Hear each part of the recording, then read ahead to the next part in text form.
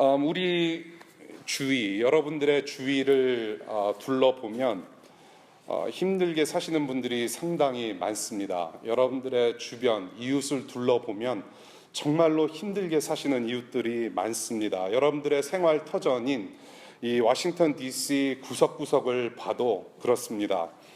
노숙인들도 많이 있고 보이지 않는 곳에서 힘들게 살아가시는 참 많은 분들이 계십니다. 하루하루 근근히 살아가시는 분들이 상당히 많습니다. 우리 교우 가족분들 중에서도 매일같이 하나님 앞에서 마음을 쏟아내는 그런 신음의 기도로 살아가시는 분들이 계시리라 생각이 됩니다. 힘들게 살아가는 분들께 어떻게 위로가 될 수 있을까 생각했을 때 정말로 쉽지 않은 것 같습니다. 너 근심 걱정 말아라, 주 너를 지키리. 함께 찬송을 해도 힘들게 살아가는 분들께는 이 가사 내용이 잘 와닿지 않을 것이라고 생각이 됩니다. 하나님께서 직접 만나 주셔서 그 마음을 만져주지 않으시면 그 어떤 찬송도, 그 어떤 위로의 말도 위로가 되지 못할 때가 참 많은 것 같아요. 더러는 함께 있어주는 것만으로도 작은 위로가 될 때도 있는 것 같습니다. 재작년 토요일, 어느 토요일 아침 백악관 조찬 기도회, 백악관 조찬 기도회는 오 대통령과 함께 아침 먹으면서 담화를 나누는 것이 아니라 백악관 앞에서 생활하는 노숙자님들과 노숙자 가족들과 함께 아침 식사를 간단히 나누며 대화하고 기도하는 그런 시간입니다. 그 시간에 만나 뵌 흑인 여자분이 한 분 계십니다. 함께 아침 식사했습니다. 뜨끈하게 맥도날드 넘버 1과 넘버 2를 시켜다가 같이 벤치에 앉아서 백악관 앞에 벤치에 앉아서 함께 식사를 했습니다. 제가 이름을 물어봤습니다. 이름을 밝히지 않았습니다. 아무래도 안전상, 본인의 안전상 이름을 밝히지 않았던 것 같습니다. 이런저런 사는 이야기했습니다. 나는 한국에서 온 사람이고 고등학교를 여기부터 시작했으며 지금 콜롬비아에서 가족들과 살고 있다. 당신과 함께 아침을 먹고 싶어서 이렇게 찾아왔다라고 소개하면서 여러 가지 사는 이야기를 했습니다. 그리고 축복하는 말로 우리가 식사를 마치게 되었습니다. 하나님께서 너와 함께 하시는데 정말로 건강했으면 좋겠다. 장황하게 복음을 전했다든지 장황하게 하나님에 대해서 제가 선전한 일은 없었습니다마는 축복하는 말로 마음을 다해서 그렇게 인사를 하고 뒤돌아 섰습니다. 뒤돌아 서는 순간 그분께서 상당히 크게 많이 우셨습니다. 오열하셨습니다.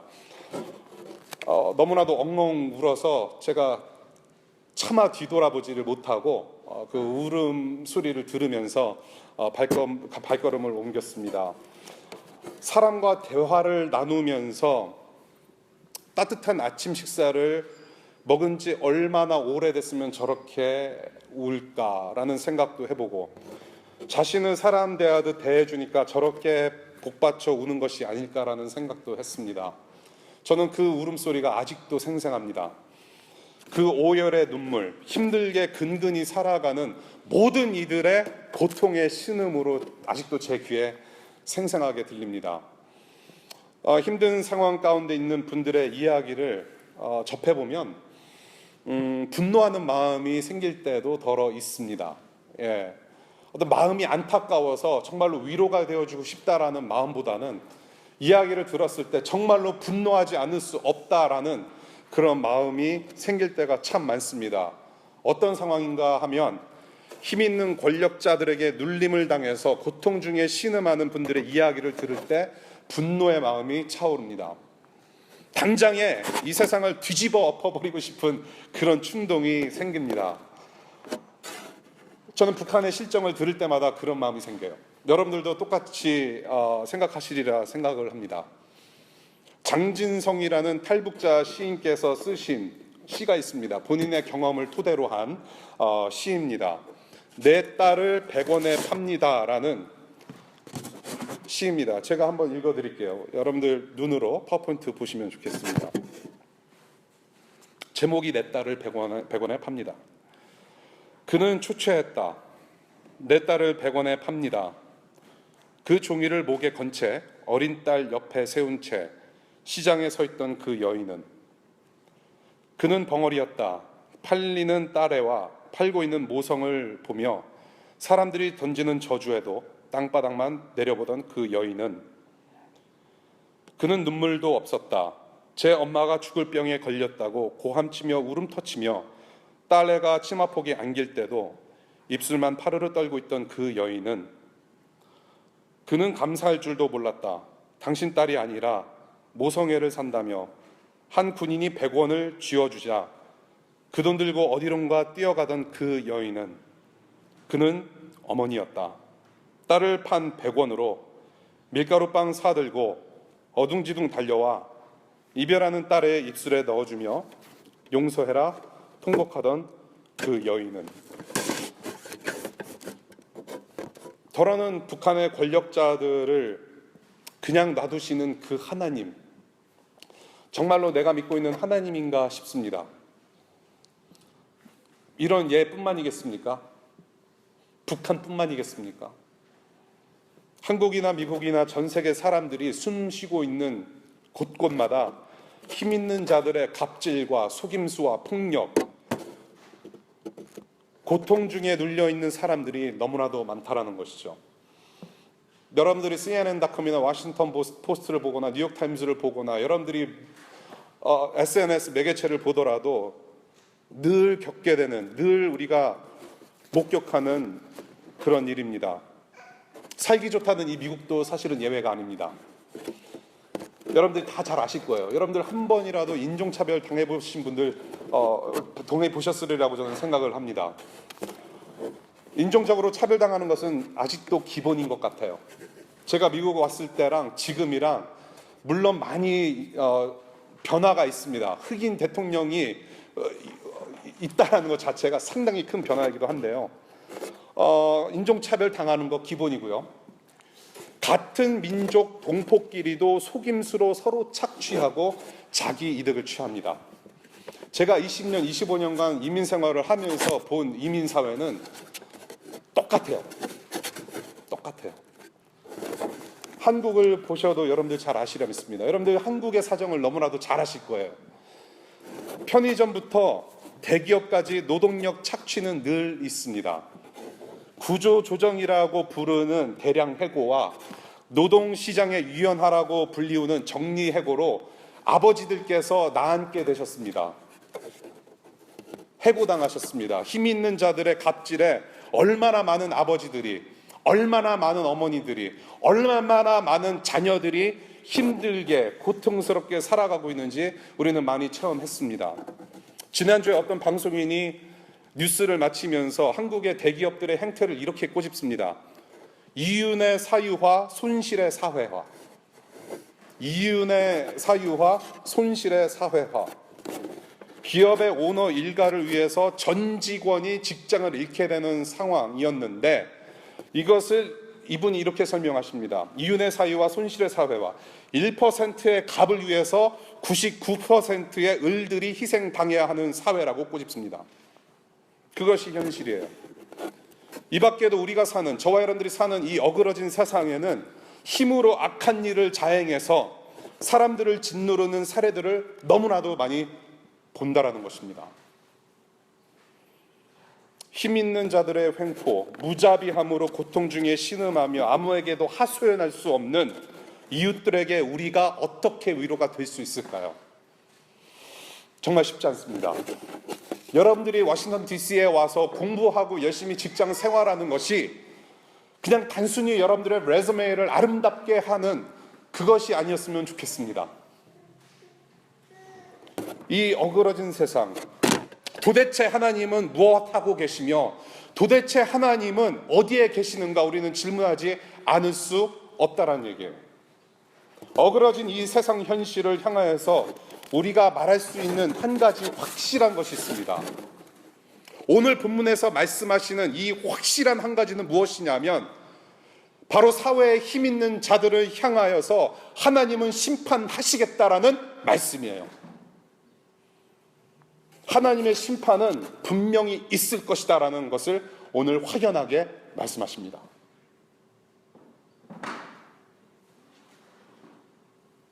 약한 자들을 고통 중에 빠뜨리는 자들을, 심판하시겠다라는 주님의 경고가 오늘의 말씀의 주제예요. 우리 말씀을 보겠습니다. 7절 보겠습니다. 7절부터 이제 쭉 우리가 보겠는데요. 심판의 방법을 7절에 말씀하고 계세요. 지난주에 심판의 1차적인 대상을 주로 이제 우리가 우상과 우상 숭배자들로 봤습니다. 오늘도 이어서 그 우상 숭배자들과 함께 다른 심판 대상자들을 포함해서 심판의 경고를 내리는 말씀을 보고 있는데요. 우선 7절에 보니까 잠잠하라, 조용하라라고 하나님께서 말씀하십니다. 심판의 때가 왔으니 입을 다물라, 잠잠하라, shut up, be quiet, 조용히 하라고 합니다. 여러분 중에 부모님이나 학교 선생님께 혹시라도 잘못한 일이 있으면 이런 소리 많이 듣죠. 야, 인마 조용히 해. 너 이제 죽었다. 너 지금 말할 그런 상황이 아니다. Just shut up and wait, man. You're dead. 그 얘기를 하는 것이죠. 벌이 있을 것이니까 그냥 조용히 있으면 중간이라도 간다. 꾸중의 목소리예요. 하나님의 심판이 눈앞에 임박했으니까 넌 이제 끝났다. 말 한마디 전혀 도움 안 된다. 조용히 해라. 잠자코 있어라. 그 잠잠해야 할 유다 백성들에게 닥쳐올 심판이 얼마나 엄청난 심판인지 그 7절 두 번째 파트에서 얘기를 합니다. 너희 유다는 재물이 될 것이고 재물 먹는 사람들은 따로 있다라고 말씀을 하세요. 너네들은 재물, you are the sacrifices. You are the sacrifice. 그런데 너희들을 찾아서 와서 먹을 사람들은 따로 있다라고 말씀을 하세요. 그 재물 먹는 사람들은 바로 유다의 주변 이웃 민족들이면서 동시에 특히 바빌론을 가리킵니다. 바빌론은 하나님을 섬기지 않은 이방 민족입니다. 그런데 하나님께서 유다를 치시고 심판하실 때는 이방 민족까지도 들어서 사용하셔서 치신다라는 얘기예요. 유다 민족에게는 상당히 치욕적인 일입니다.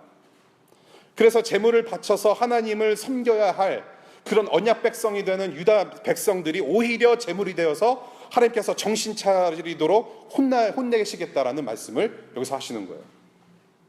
이 부분은 설명이 조금 필요합니다. 지금 희생 제물이다, 제물을 먹겠다는 말이 나오는데요. 여기서 묘사하는 심판의 방법은 언약 관계, 언약 의식에서부터 비롯됩니다.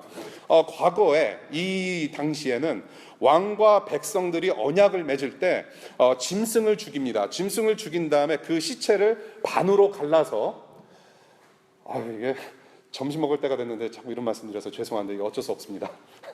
시체를 반으로 갈라서 백성들을 그 사이에 걷게 합니다.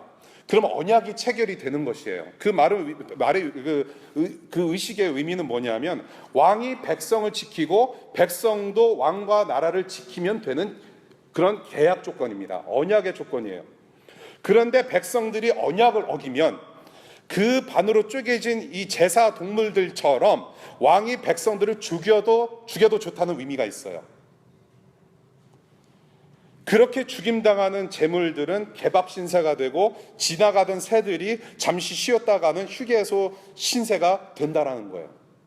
여러분들 미국에서 이제 좀 운전하고 다니시면서 하이웨이나 길가에 죽어 있는 동물들을 많이 보셨을 겁니다. 그 전담반이 따로 있다라고 해요. 그래서 동물들이 죽으면은 전담반이 와서 시체를 다 수거해 갑니다. 상당히 그 냄새가 나요. 그래서 운전하다가 시체가 있고 그러니까 새들이 와서 쪼아먹는 그런 거 보시면은 그 창문 여셨던 거를 빨리 닫으셔야 돼요. 이렇게 닫는 게 아니군요. 이렇게 닫으셔야 돼요. 냄새가 나요. 상당히 더럽습니다. 근데 그것이 바로 여기서 말하는 하나님께서 심판하시는 내용이에요. 너희들은 그렇게 될 것이다라는 말씀을 하시는 거예요.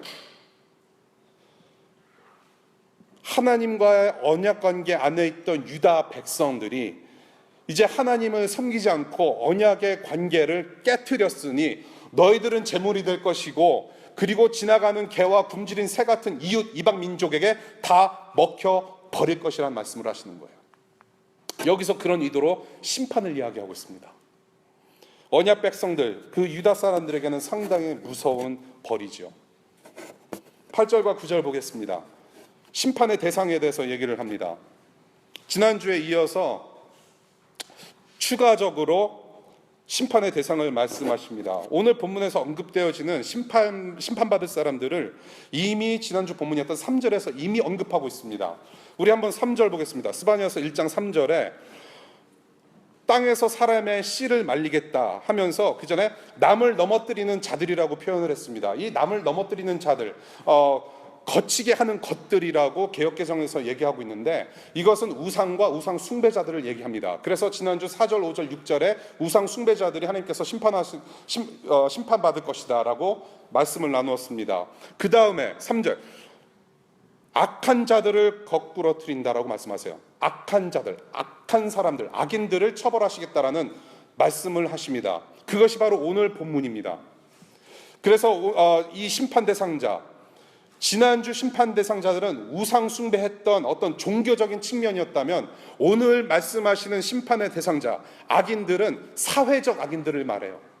사회적으로 악한 자들을 이야기를 하고 있습니다.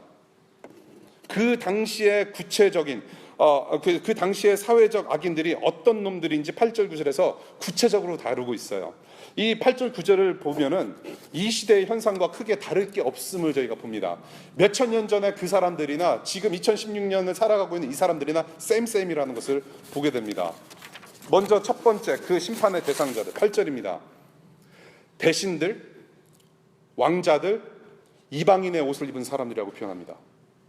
대신들, 측근들, 왕의 측근들, 왕자들, 이방인의 옷을 입은 사람들, 정치하는 왕의 측근들, 그리고 그 아버지, 그 왕좌를 계승할 왕의 아들들, 그리고 이방인의 옷을 입고 다니는 사람들을 하나님께서 멸하시겠다라고 표현을 하세요. 여기서 말하는 왕자들, 요시야 왕, 이 지금 스바냐가 활동했던 이 요시야 왕의 후손들과 그 아들들을 가리키기도 합니다. 그런데 여기서 요시야 왕을 처벌하겠다고 하시지 않은 것은, 바로 요시야 왕은 그 악한 왕들 중에도 그나마 선한 왕이었기 때문에 하나님께서 심판의 리스트에서 빼시고 그 악한 왕들, 앞으로 다가올 악한 왕들을 멸하시겠다라고 하시는 것이죠. 그런 다음에 하나님을 경외하지 않는 정치가들, 권력가들, 그들이 바로 이 심판의 대상자들이었다는 것을 오늘 본문에서 보게 됩니다. 하나님을 경외하지 않은 정치 권력가들, 하나님을 경외하지 않은 정치 권력가들. 제가 왜 이런 말씀을 드리냐면, 이방인의 옷을 입은 자들에서 힌트가 있습니다. 여러분들 보면 8절에 이방인의 옷을 입은 자들이라고 표현이 되어 있는데, 이 이방인들, 이스라엘 민족, 유다 민족이 아니라 다른 민족들, 다른 신을 섬기는 이방 민족들은 하나님을 섬기지 않습니다.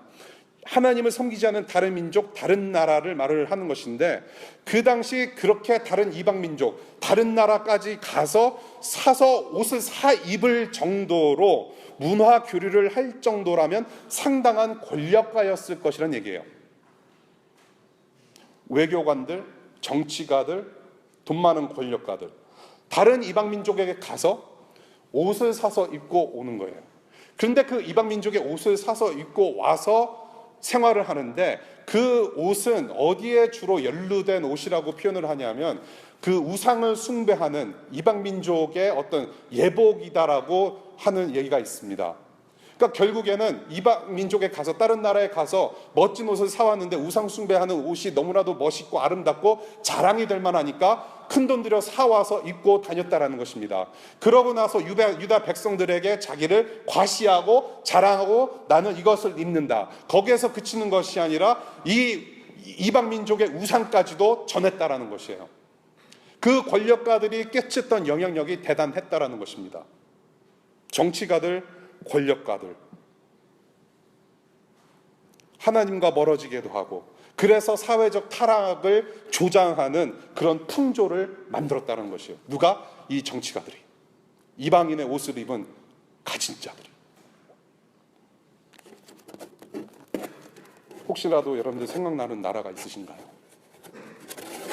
9절 봅니다. 두 번째 심판 대상자, 여기서 보니까 폭력과 속임수로 착취하는 자들이라고 표현을 하고 있습니다. 여호와의 심판의 날에 문지방을 건너뛰는 자들이라고 하면서 그들을 벌하겠다라는 말씀을 하세요. 문지방을 건너뛴다라는 표현은 그 당시에 어떤 이방 신전의 문턱을 건너뛰는 그런 풍습을 얘기하기도 하지만은 문맥을 보니까 강도, 도둑놈을 얘기를 합니다. 여러분들 중에 혹시 사극을 많이 보신 분들, 대한민국 우리 조선 역사 사극을 많이 보신 분들은 대략 그림이 그려질 겁니다. 옛날 우리 한옥은 문턱이 있죠. 문지방이라는 것이 있습니다. 그래서 이제 사극을 보게 되면은 마님을 죽이러 혹은 강도질을 하러 그 문을 서서히 살며시 연 다음에 카메라가 클로즈업이 됩니다. 문턱을 벗어시는 남자가 살짝 넘어가는. 그러니까 거기서 문턱에 걸려서 넘어지면 코미디가 되는 거죠. 아이쿠 하면서. 도둑들은 문턱을 밟고 넘어가지 않습니다. 문턱을 그냥 넘어섭니다. 그 얘기를 하고 있는 거예요. 도둑놈들, 강도들. 그 도둑놈들은 누구냐? 보니까 폭력과 속임수를 써서 주인의 집을 가득 채운 자들이라고 얘기를 해요. 연약한 백성들을 폭력과 사기로 착취하고 약탈하는 부자들을 가리킵니다. 그들을 멸하시겠다. 그런데 여기 지금 본문을 보니까 이상한 표현이 있습니다. 주인의 집을 가득 채운이라고 표현을 해요. 주인의 집을 가득 채운. 그러니까 지금 폭력과 속임수로 정작 연약한 사람들의 재산을 건드리는 도둑놈들은 그 주인, 그 마스터들의 부하 직원들이에요. 하인들입니다. 언뜻 보기에 주인들은 죄가 없어 보여요. 주인의 집을 가득 채운 그 부하 직원들, 하인들, 너네들이 도둑놈이고 내가 너희들을 멸하겠다. 언뜻 보면 주인들이 죄가 없어 보여요. 그런데 만약에 주인이 바른 사람이라면 자기의 재산이 축적되는 모습을 보고 그 하인들을 가만히 놔뒀겠습니까? 아니라고 저는 생각해요. 한통속이라는 거예요. 여기서 말하는 거는 그 주인이나 그 하인들이나 부하 직원들이나 세임이라는 거예요. 아랫사람들을 돈으로 다스렸던지 아니면은 뭐 나눠 갔던지 I don't know. 그런데 주님 눈에는 한통속이라는 거예요. 기업을 보십시다. 회장이나 사장이 직접적으로 폭력에 가담하거나 사기를 치는 거 거의 없습니다. 주로 직접 하지 않고 윗선에서 시키는 대로 부하 직원들이나 하인들이 그런 일을 하는 거죠. 종업원들이. 그들이 행동대장이 됩니다. 여러분들 요즘 한국 영화 참 재밌는 영화들이 많습니다. 그렇죠? 내부자들인가요? 뭐 그런 영화도 있고. 그런 거 보게 되면은 그 사회 갑질하는 사장들의 모습들이 많이 나오죠. 그 밑에 있는 사람들이 자발적으로 폭력도 행사합니다. 사기를 칩니다. 그리고 나눠 갔습니다. 거기에 대한 대가로 뭔가를 받죠. 흔히 보는 일을 영화로 잘 만들었습니다. 그러니까 자기 부하 직원이 선에서 그게 일이 안 끝나면은 또 누구를 부르는 사람들 있죠. 용역 직원들, 그렇죠? 용역 업체들이 와서 연약한 사람들을 폭력적으로 다스리고 착취한다라는 얘기죠. 그게 다 어디서부터 왔을까요? 사회의 1% 갑이 되고 싶어서 연약한 서민들의 등골을 휘게 만들고 눈물 나게 만드는 자들을 멸하시겠다라는 주님의 말씀입니다. 더 이상 설명이 필요합니까? 혹시 생각나는 나라 있으세요? 첫 번째, 왕과 대신들과 이방인의 옷을 입은 정치가 권력자들. 두 번째, 폭력과 속임수로 연약한 사람들을 착취하는 어떤 경제인들, 기업가들. 딱 보니까요, 딱 그림이 생겨요. 정경유착. 연약한 사람들을 좌지우지하는 정치와 경제 지도자들. 오늘 본문에서 어김없이 이야기를 하고 있습니다. 이들이 받아야 될 심판의 범위와 강도를 10절부터 11절까지 말씀을 하세요. 이렇게 심판의 대상자들을 나열을 하시면서 그 심판의 범위를 예루살렘의 전 지역이면 10절과 11절에서 이야기를 해요. 전 지역에서 울부짖는 소리가 나고 무너지는 소리가 나고 장사하는 자들 다 망하고 돈 거래하는 자들 끊어질 거라고 말씀하십니다. 여기서 말하는 돈 거래란 은을 거래하는 자들을 얘기를 해요. 은 거래입니다. 여기서 사용되는 은은 우상 숭배에 사용됩니다. 탐욕의 상징입니다. 은이에요. 그렇게 그들의 탐욕을 위해서 경제 활동이 활발한 지역을 갖다가 하나님께서는 멸하시겠다. 낱낱이 싹쓸이 하시겠다라는 경고의 말씀을 하시는 거예요. 그 심판의 강도 12절에서 말씀하십니다. 얼마나 세게 하나님께서 심판을 하시는지. 하나님께서 직접 등불을 드시고 예루살렘을 두루 뒤지셔서 심판하시겠다는 말씀을 하세요. 등불을 들고 두루 다니면서 심판하시겠대요. 샅샅이 다 뒤져서 멸하시겠다라는 말씀이에요. 누구를? 12절 마음속으로 주는 복도 내리지 않고 화도 내리지 않는다. 즉 하나님은 없다라고 생각하는 이런 사람들, 내가 제일 잘났다라고 생각하는 사람들, 하나님 없다라고 생각하는 사람들, 이 모든 죄에 연루된 그러한 사람들을 멸하시겠다. 어떻게? 등불을 다 들으시고 일일이 찾아서 색출해내시겠다라는 거예요. 내가 제일 잘났다. 무슨 21 노래 같죠? 21 맞습니까? 내가 제일 잘났다. 그렇죠?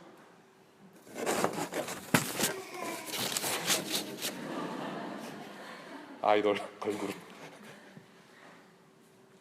이 등불을 달고 이게 잡고서 이게 다닌다라는 것은요, 굉장히 무서운 말씀입니다. 이 등불을 들고서 찾아다니시겠다, 털어버리시겠다라는 말씀은 여기서 지금 술적 찌꺼기라는 예로 표현을 하고 있는데요. 여러분들 식혜 좋아하십니까? 식혜. 저는 술적 찌꺼기를 잘 보지 못해서 모르겠는데요. 여러분들 식혜를 먹게 되면은 그 통으로 된 식혜 나오잖아요. 네. 그래서 이제 시원하게 뒀다가 냉장고에서 꺼내 마시는데, 이 식혜를 다 마시면은 항상 이렇게 짜증나는 그런 모멘트가 있어요. 뭐냐? 안에 그 알갱이들이 남아있다라는 거죠. 이것을 다 털어 먹어야 되는데 잘 안 털려요. 그럼 어떻게 합니까? 흔들어야 돼요. 흔들지 않으면 그 전에 다 그 액체를 빨아 마시기 전에 잘 이렇게 섞어야 돼요. 잘 돌려서 한꺼번에 확 털어 넣어야지 그 알맹이가 다 털려 나옵니다. 그러고 나서 이제 여러분들이 혹시 할머니 집에 가서 식혜 먹고 나서 설거지를 하시면은, 설거지할 때도 사실 이 밥풀, 이 식혜 알갱이들이 상당히 문제입니다. 어떻게 해야 돼요? 설거지할 때 물로 잘 털어야 돼요. 골고루. 지금 하나님께서 등불을 들고 다니시면서 이 죄인들을 색출해내셔서 심판하시겠다는 의미는 여기에 있는 거예요. 다 털어서 없애겠다는 말씀이에요. 등불을 들고 다니시면서 다 속아내 있는 것까지 다 긁어내서 심판하시겠다라고 하시는 거예요. 마치 하나님의 심판이 등불이 어둠 속에 있는 바퀴벌레 집단을 다 멸하시는 것처럼 싹쓸이 하시겠다. 악한 통치자들, 우상숭배자들, 부자들, 하나님 없다고 생각하는 자들, 이 거룩하신 하나님이 멸하시겠다라는 말씀을 하세요.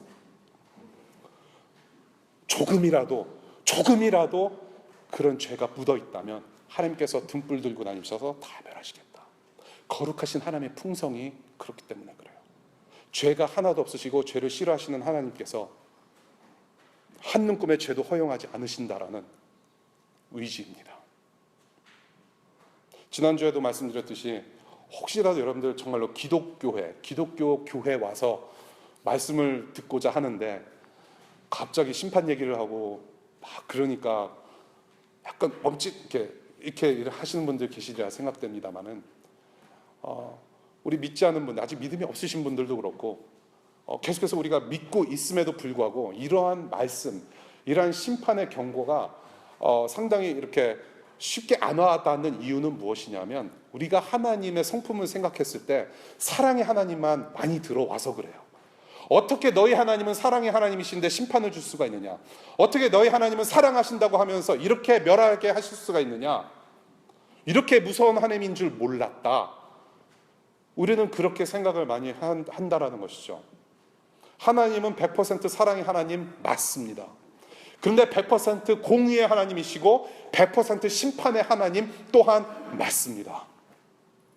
그 날은 온다라는 것이죠.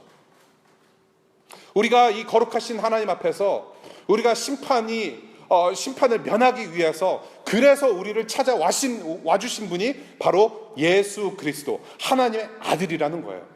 우리를 그냥 심판의 멸망 가운데 놔두지 않으시고 오셔서 우리를 레스큐 하신 분이 바로 예수 그리스도라는 거예요. 그래서 그거를 복음이라고 표현을 해요. Good news. So we have good news. Christ came to us first when we were sinners. God demonstrated His love.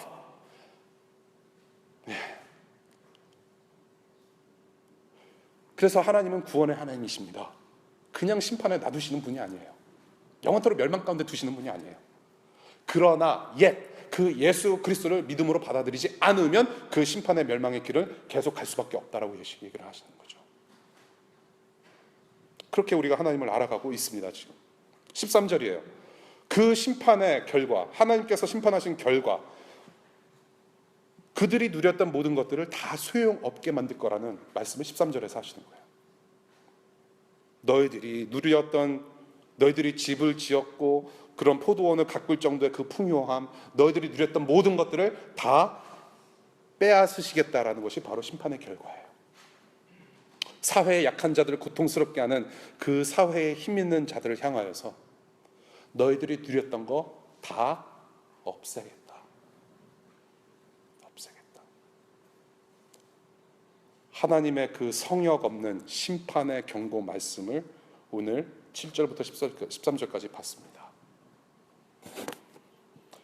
저는 이 심판의 메시지를 누가복음 10장 25절부터 37절까지의 말씀, 예수님께서 가르치신 말씀으로 서서히 마무리할까 합니다. 여러분들 성경책 가지고 계신 분들, 우리 한번 누가복음 볼까요? 누가복음은 마가복음과 요한복음 사이에 있습니다. 누가복음 10장은 누가복음 9장과 11장 사이에 있습니다. 누가복음 10장을 보시게 되면 10장 25절부터의 말씀인데요. 예수님께서 가르치신 말씀입니다. 여러분들이 너무나도 잘 아시는 말씀이에요. 이 말씀을 다 읽지는 않겠습니다만 눈으로 쭉 보시면 돼요. 예수께서 한 율법 선생에게 하나님을 사랑하고 이웃 사랑하는 얘기를 하십니다. 그런 것을 가르치세요. 이것이 바로 네가 공부했던 십계명 율법의 핵심이다. 하나님을 사랑하고 이웃 사랑하는 거. 그랬더니 율법 선생이 자기 이웃이 누구냐, 내가 사랑해야 할 이웃이 누구냐고 질문을 하십니다. 그랬더니 예수님께서 예화를 들으시면서 설명을 하세요. 자, 봐라. 어떤 사람이 강도를 만났는데 아주 심하게 구타를 당해서 반 죽은 상태로 있었다. 그런데 거룩하다고 자칭하는 제사장들과 레위 지파 사람이 지나가는데 그냥 지나가더라. 그 피해자를 보고서 그냥 지나치더라. 그런데 유독 한 사람만 그 사람을 도와줬는데 사마리아 사람이었다. 그 사마리아 사람이 어떻게 도와줬느냐, 그냥 지나치지 않고 상처에 약을 발라준 다음에 싸매주고 그 다음에 자기 짐승에 태워서 여관까지 바라다 주었다라고 말씀을 하세요. 여기서 보니까 자기 짐승에 태워서 여관까지 그 피해자를 싣고서 가준 거예요. 근데 왜 짐승이라고 그랬을까? 그냥 말에 태웠다, 나귀에 태웠다 그러면 되는데 자꾸 짐승 하니까 이 양반이 사자에 태웠나 호랑이에 태웠나 막 그런 엉뚱한 생각이 드는 거죠. 아무튼 짐승에 태웠어요. 여관에 보냈습니다. 그리고 여관으로 가서 또 돌봐줬어요. 그리고 거기서 끝나지 않고 다음날 여관 주인에게 돈을 또한 쥐어주고 이 피해자를 돌보아주고 혹시라도 돈이 더 들겠거든 내가 다시 돌아오는 길에 돈을 제가 더 지불하겠습니다 라는 예화를 들으셨어요. 무슨 말씀인지 아시죠? 자, 그럼 그 피해자의 이웃은 누구냐라는 질문을 예수님께서 하세요. 그렇게 강도를 만나서 길가에 쓰러져 있는 이 사람의 이웃은 누구냐? 그렇게도 거룩하다고 생각하는 제사장이냐, 레위 지파냐, 사마리아인이냐? 답입니다. 사마리아 사람이에요. 피해자를 그냥 지나치지 않고 자비로 돌봐준 그 사람이 이웃이다. 맞다라고 하시는 거예요. 주님은 이 예화에서 강도가 있는데 지금 강도 만났으니까 당장에 이 사람 때려 눕힌 사람 몽둥이 들고 가서 그냥 잡아 쫓아야 된다. 그런 말씀하시는 게 아니에요. 지금 일단 피해자를 돌보는 자비가 영생 얻는 구원을 이루어가는 사랑이라는 것을 가르치시는 거예요. 피해자를 그냥 지나치지 말고 상처난 부분을 만져주고 싸매주는 섬김을 얘기를 하고 계세요. 사람이 강도를 당해서 누워서 반 죽어있는 상태면은 누워있는 거죠. 그 누워있는 자들을 어떻게 섬겨야 되겠습니까? 뻣뻣하게 허리 펴고 못 펴고 섬길 수가 없어요. 결국에는 나도 무릎을 꿇어야 돼요. 섬김이에요. 사회에 힘 있는 자들의 갑질로 고통 중에 신음하는 자들을 향하여서 1차적으로 저와 여러분들이 해야 하는 것은 바닥에 누워있는 약자들의 상처를 싸매주고 돌보아주는 섬김의 무릎을 꿇는 거예요.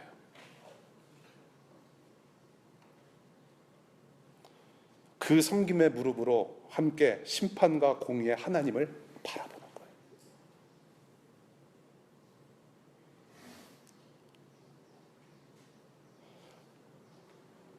사회의 약자들을 안아주는 거예요.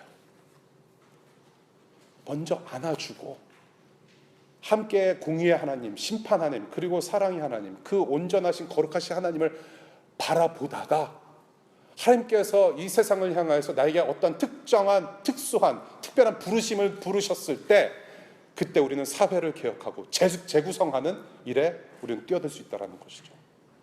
그것이 단지 정치학과나 사회학과 어떤 그런 학과를 얘기를 지칭하는 것이 아니라 여러분들이 하고 있는 모든 일들이 인류 사회에 또한 약자들에게 아주 좋은 영향력을 끼칠 수 있는 것이라고 말씀을 드리는 거예요. 섬김의 무릎. 여러분의 이웃의 어려움에 침묵하고 아무것도 하지 않는 것도 이 갑질하는 사람들과 한 통속을 이루는 것이라고 저는 생각을 합니다. 침묵처럼 무서운 건 없어요. 내가 속해 있는 공동체 상위 1% 안에 내가 있을 수도 있어요.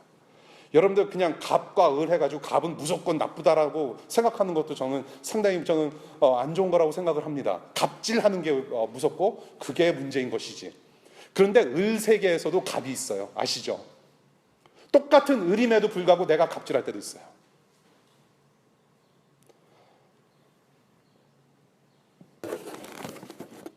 저는 이 말씀을 준비하면서 말씀이 혹시라도 길어지고 너무 감정적으로 돌변할까 봐서 제가 그 원고에서 뺀 얘기인데 제가 좀 해야 될 것 같습니다. 저는 교회 예배를 생각을 하게 됐습니다. 정말로 하나님께서 기뻐하시고 하나님께서 보시고자 하는 것이 사회의 약자를 둘러보고 내가 갑질하지 않으며 그렇게 섬김의 무릎을 꿇는 것이 하나님께서 말씀하시는 이웃사랑의 방법이라고 한다면, 그리고 그것이 우리가 일상에서 드려지는 하나님께 드리는 예배라고 한다면, 우리가 정말로 이 시간에 주일날 12시 반에 와서 예배 드리는 것이 정말로 우리는 온전한 예배를 드리고 있는 것인가라는 생각을 하게 돼요. 그 말인즉슨 주중에 아무런 생각 없이 그냥 내 할 일만 그냥 하다가 그냥 내 좋아하는 대로 살다가 주일날 12시 반 돼가지고 손 들고 찬양하며 하나님, 거룩하신 하나님의 이름을 불러가면서 찬양하는 것이 그게 무슨 의미가 있을까라는 생각을 하게 된다는 것이죠. 주중에는 이웃이 죽어가는데, 저 세상 저편에는 북한 어린이들이 굶어 죽어가는데, 이 워싱턴 DC 안에 노숙자들이 그렇게도 힘들어하고 비 맞으면서 잠을 자고 있는데 아무런 이 마음의 거리낌 없이 그냥 나 좋아하는 대로 살다가 주일날 예배 와서 거룩하신 주님, 주님의 은혜를 찬양합니다 하면서 감동을 느끼는 것이, 그것이 정말로 하나님께서 보시기에 아름다운 예배일까라는 생각을 하게 된다는 것이죠. 어떤 신학자는 이런 식으로 얘기를 해요. 그런 예배는 하나님께서 받으시지 않는데 역겨운 것이 아닌가라는 표현을 해요. 역겹다라는 표현을 해요. 주중에는 그렇게 하나님의 세계, 하나님 나라, 하나님과 상관없는 삶을 살다가 주일날 1시간 반 예배하는 것이 정말로 하나님께서 보시기에 온전한 예배, 하나님께서 받으시기에 온전한 예배일까라는 거, 상당히 두렵습니다.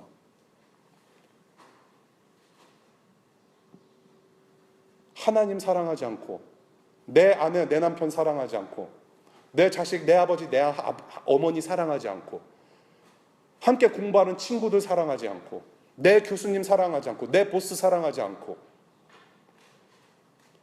그렇게 일주일 동안 살다가 하나님 사랑한다라고 고백하는 것이 과연 하나님께서 받으실 만한 예배인가? 상당히 두렵습니다. 그런 마음으로 화려한 조명과 화려한 찬양팀을 동원해서 박수치며 찬양한들 그 예배를 하나님께서 받으시겠냐는 얘기예요. 오늘의 본문의 말씀을 보니까요, 저는 이 세상에서 갑질하는 사람들만이 들어야 될 심판의 말씀이 아니라 저와 여러분들의 말씀이고 이 교회가 들어야 될 말씀이라고 저는 생각합니다.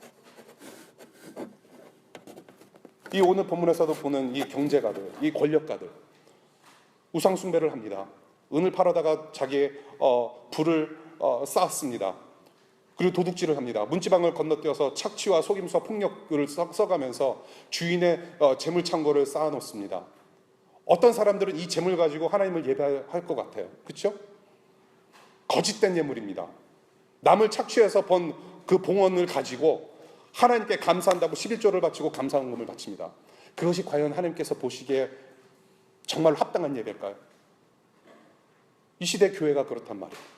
예수를 믿는다고 하면서 자기 직원들을 착취하고 스패니시들을 착취하고 흑인들에게 나갈 봉급을 제대로 주지 않고, 아까도 말씀드렸지만 같은 동포끼리도 착취를 해요.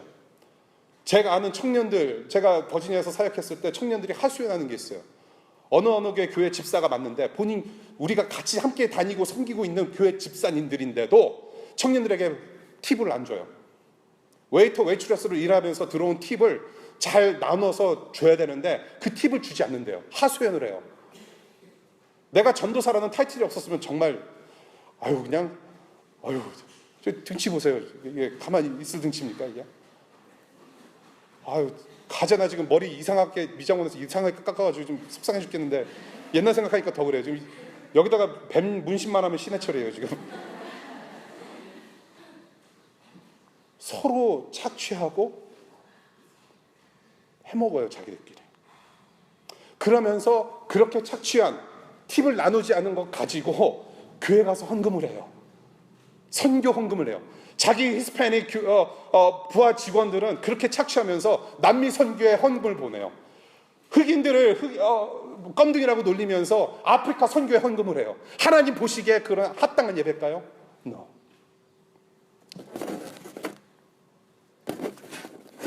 다시 본문으로 돌아올게요. 예배. 본문은 이런 권력자들을 향해서 계획하신 것은 성역 없는 심판이라고 말씀을 하세요. 처절한 희생제물로 만들어버릴 거란 약속, 그 약속 지키시는 신실하신 하나님이에요. 하나님께서 여러분들 말씀을 읽으실 때 이 약속의 말씀인데 하나님의 약속은 곧 결과예요. 약속을 반드시 이루십니다. 말씀 읽겠습니다.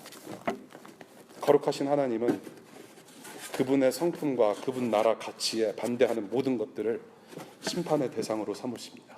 성역이 없습니다. 거룩하신 하나님 앞에는 성역이 없습니다.